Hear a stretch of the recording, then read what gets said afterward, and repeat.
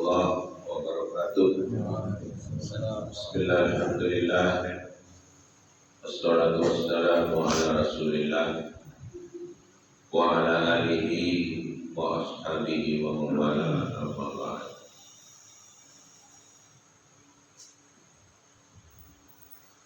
Bapak Ibu jamaah sholat subuh rahimakumullah.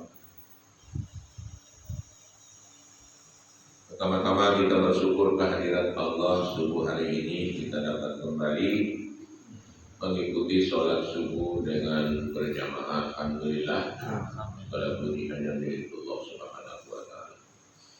Sebagaimana telah kita sampaikan kemarin subuh, kita sudah selesai membahas surat Rum ayat 30, 31 dan 32 tentang fitrah manusia yang kita jelaskan pada 3 kali pertemuan. Nah, sekarang kita masih dalam surat Rum. Allah Subhanahu wa Ta'ala menjelaskan kepada kita sekalian di antara tanda-tanda keagungan dan kebesarannya, dimulai dengan ayat 19 ini, wa min ayatihi an khalaqalakum min turabin tumida antum basyarun tantashirun. Jadi Allah menyebut dulu di antara tanda-tanda kebesarannya di mana Allah telah menciptakan manusia dari tanah. Turab itu tanah. Nah, ayat ini ditujukan kepada penciptaan Nabi Adam alaihissalam. Dan kita manusia juga anak cucunya bukti saripati tanah itu ada dalam tubuh kita. Itulah sebab Allah melarang kita menghina manusia, merendahkan martabat manusia apapun bentuknya, kecuali orang-orang yang direndahkan Allah, yang dihina oleh Allah, seperti Fir'aun, Qarun, Haman, Bal'am, Namrud, dan lain-lain sebagainya. Itu yang boleh kita hina, tapi semua makhluk Allah itu disuruh kita hargai dan muliakan. Kenapa? Karena masing-masing makhluk ini setiap kelebihan pasti ada kekurangan, setiap kekurangan pasti ada kelebihan. Itulah sebab mengapa manusia harus ta'awanu 'alal birri wat taqwa. Mengapa harus bertolong-tolongan dalam segala bentuk kebaikan dan ketakwaan. Dan jangan bertolong wala ta'awanu 'alal ismi wal 'udwan. Jangan tolong-menolong dalam permusuhan dan dosa. Kalau kamu tolong-menolong dalam permusuhan dan dosa, kamu tidak akan menemukan kebenaran nanti. Kamu tidak akan menemukan kebaikan. Karena larut. Larut. Oleh karena itulah manusia diciptakan dari tanah, dimulai dari tanah.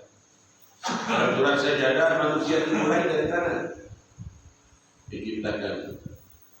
Maka Allah menyebut manusia diciptakan dari tanah ini pasti akan kembali ke tanah. Tidak ada yang tidak kembali ke tanah.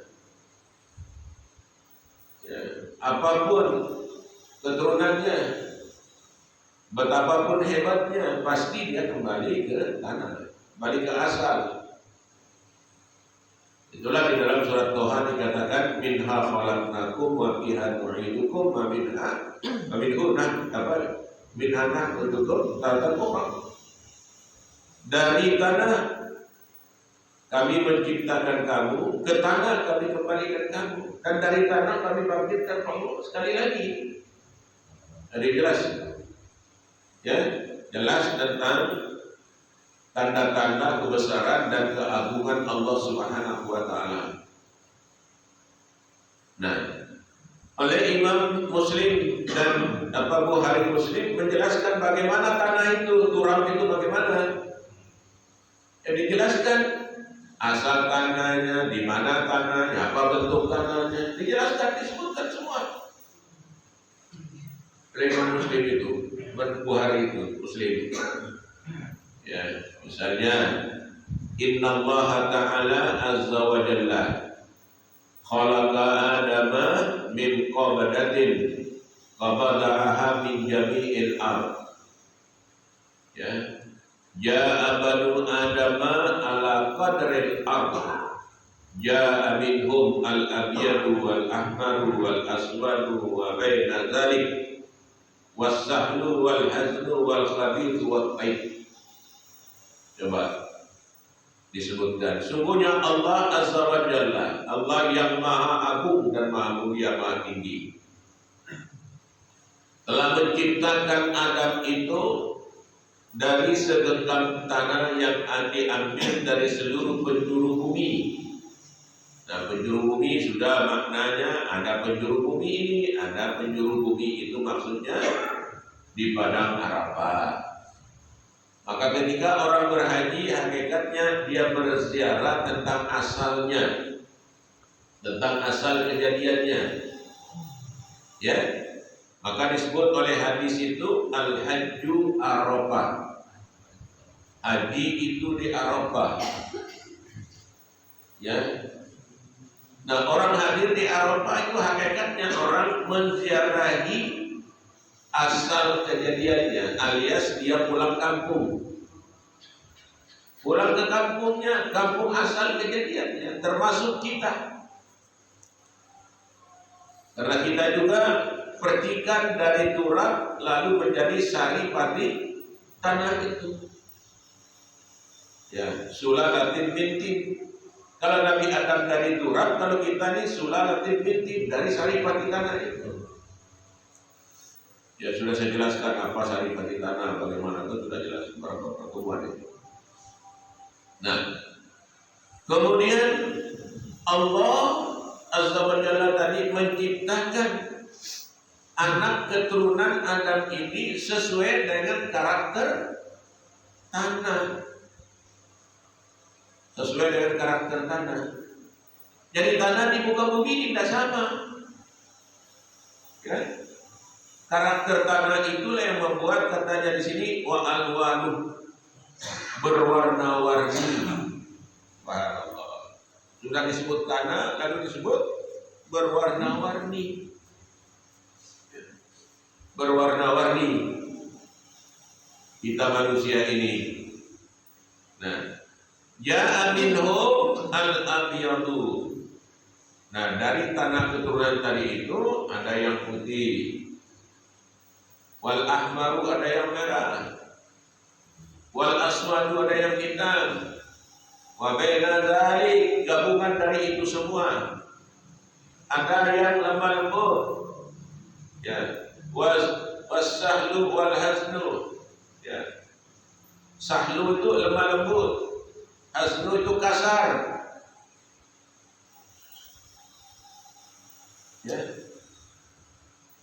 Wat thayyibu wal khabithu, ada yang baik dan ada yang jelek.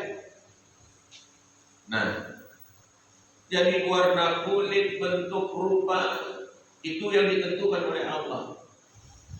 Maka dalam hadis itu dilarang kita menghina ciptaan ini karena hakikatnya menghina penciptanya. Menghina penciptanya. Tadi kan setiap ciptaan ini jika ada kekurangan, ya, maka dia bertolong-tolongan dalam kebaikan dan ketakwaan. Kalau kekurangannya ada lalu bertolong-tolongan dalam kemaksiatan dan permusuhan, maka tidak akan pernah sempurna manusia itu. Sempurna. Nah itu bagaimana Allah menggambarkan tentang kita ini. La tahtakir mandunaka falikulli syai'in madiyah. Janganlah kamu menghina ciptaan Allah, terutama manusia, karena masing-masing mereka punya kelebihan. Tidak ada manusia yang tak punya kelebihan, pasti ada. Cuma kelebihan ini harus diperbaiki. Jangan kelebihan bahasa liang oro. Nah ini kelebihan itu tak boleh. Ya oro, buat ngomong yang tak keruan-keruan, oh itu tidak boleh, jangan dibiarkan itu, karena bukan kelebihan namanya itu, asal ketempur keruan. Nah, jadi jelas yang dalam agama kita iya itu, saya maksud agar terkenal di itu, ya. Ibnu Rus itu pernah menyusun suatu kitab namanya. Ya, Ibnu Rus itu berbicara tentang jiwa, tentang jasad, tentang hati, tentang pikiran, ya, tentang lupa, tentang ingat, semua unsur-unsur psikologis, unsur-unsur jiwa itu dibicarakan oleh beliau di dalam kitabnya. Nah, judul kitabnya Man Arafa Nafsahu, Man Arafa Nafsahu, fakat Arafa Rabbahu. Barang siapa mengenal dirinya, sungguh ia telah mengenal Tuhannya. Nah, mengenal diri ini mengenal asal kejadian kita, bagaimana kita diciptakan, bagaimana kita dilahirkan, bagaimana kita dibesarkan, bagaimana kita pelajari tentang diri kita ini, tentang keinginan, hasrat, pikiran, kemauan, kita pelajari agar kita kenal diri kita, bahwa kita ini tidak datang cuma-cuma, tidak diciptakan oleh alam kita ini, diciptakan oleh Allah. Ya, bukan karena kejadian, bukan karena evolusi, bukan, tapi kita diciptakan oleh Allah. Ya, jadi jelas bapak-bapak, ibu-ibu, bahwa di antara tanda-tanda kebesaran Allah, ya, Allah menciptakan manusia itu dari tanah. Kemudian Allah membuat manusia ini berkembang biak di dalam kehidupan ini. Nah, itu hal yang pertama. Ya. Jadi kesimpulannya begini. Manusia diingatkan oleh Allah bahwa mereka diciptakan awalnya dari tanah. Kemudian anak keturunan yang diciptakan dari tanah itu diciptakan dari saripati tanah. Ya, sulalatin min tin. Nah, berarti dari sisi kejadiannya, tidak ada satupun manusia yang tidak berasal dari keturunan Nabi. Ini nanti Pak, kita ini berasal dari keturunan Nabi Adam alaihissalam, Nabi Nuh alaihissalam, ada yang keturunan Nabi Ibrahim alaihissalam, ada yang Yahya, ada yang Ishak, ada yang Yakub, ada yang Ismail, ada dari Ilyasa, ada dari Yusak bin Nun, ada dari Musa. Semua kita ini punya rentetan keturunan para nabi dan rasul. Nah, cuma kita ini tidak menulisnya. Yang paling pandai menulisnya orang Arab. Yang paling pandai menulis silsilah itu orang Arab di dunia ini.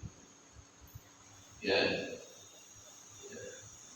Kalau kita jadi Raipal ini anggap Raipal bin Habib bin. Kalau dia keturunan Hasan Husain, ketemu nanti di atasnya. Tidak bisa dibuat-buat, Pak. Ya, nah itu. Nah, lalu kita Pak Betul Rahmatan Singan kan?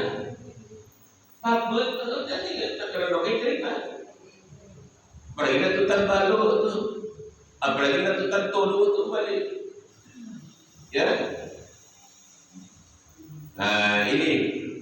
Tapi orang Arab ketemu Nabi Muhammad, ya, Muhammad bin Abdullah, nah, bin Abdul Muttalib, bin Hashim, bin terus sampai bin Ismail.